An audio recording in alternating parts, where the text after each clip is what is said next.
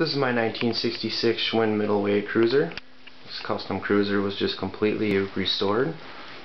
I guess I should say refinished, because restored implies that it was restored to original, and this bike was actually born into this world ladies frame and converted to replicate a men's DX frame. This is the third bike I've done a female to male conversion on. This is the first middleweight I've done it to, and so when this gains popularity in the future, remember, you saw it here first. This bike turned out beautifully. I had done 2 YouTube video segments earlier on how this was going to be executed, and now I've got the bike completed and back together. It's quite a delay between the last video and this video here, because the undertaking of these wheels was a small project within itself there.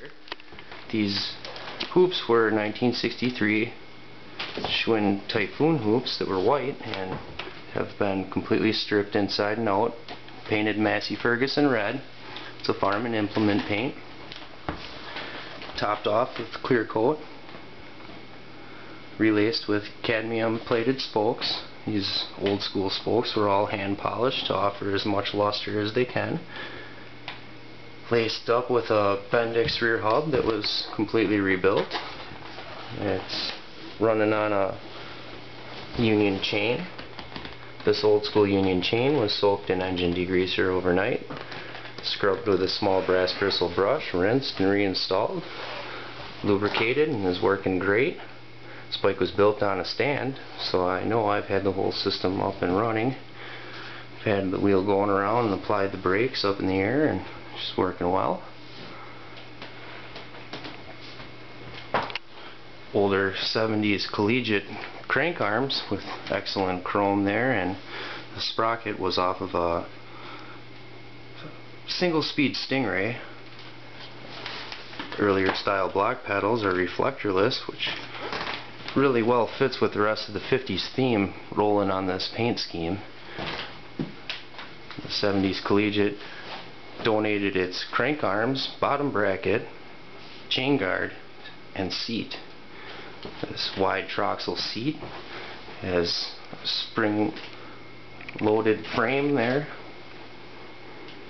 on a steel pan with a troxel tag in the rear. Older polished Schwinn post with a hand polished clamp and Schwinn S-bolt. Phantom bars and phantom stem. Bars were painted silver and the stem was painted red. These have the Schwinn cushion grips with the air channel pocket that runs down the center to cushion your palm. The light is a generator driven headlight, so right now it's basically on there for looks because it doesn't have a power source, but one could easily add a 9-volt battery to the inside and a small push button switch here in place of the generator post and convert that to battery power, so that way it stays lit while you're at stops. Should be safer anyways. The bezel of that was kind of rusty, so that's been painted silver to match the handlebars. Got a nice Schwinn Chicago head badge on there. All she needs is some white wall tires. And when those white walls are installed, one should take some wax. You know, Guire's Gold Class Wax has never let me down. And apply a liberal pinch of the wax. Scoop some out with your finger and apply wax to the rim liberally. Also, it isn't a bad idea to go ahead and just apply some tire wet or shine to your new tires to help those just slip right on there. And then once you air them up and they make bead, just take your rag and wipe off any excess. You know, don't ever go sticking a screwdriver against a painted rim surface. That's what plastic tire levers are for. But it turned out beautifully.